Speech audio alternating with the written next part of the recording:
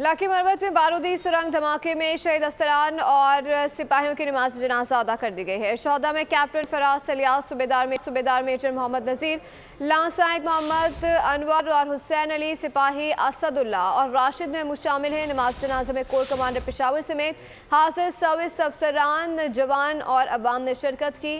Report करेंगे इस हवाले से सलमान अमान।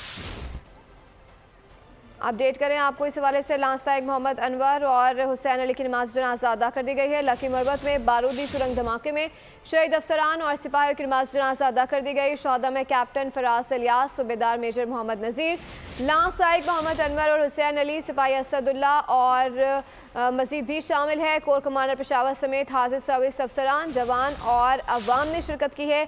अपडेट करें आपको इस हवाले से। लकी मरवत धमाके के शोहदा की नमाज जनाजा अदा कर दी गई है और कैप्टन फराज सलियास, सूबेदार मेजर मोहम्मद नज़ीर की नमाज जनाजा भी अदा कर दी गई है। अपडेट करें आपको इस हवाले से। लांसाइक मोहम्मद अनवर और हुसैन अली की नमाज जनाजा अदा कर दी गई और अपडेट करें आपको इस हवाले से। लांस नायक और सिपाहियों असदुल्ला और राशिद महमूद की नमाज जनाजा भी अदा कर दी गई है।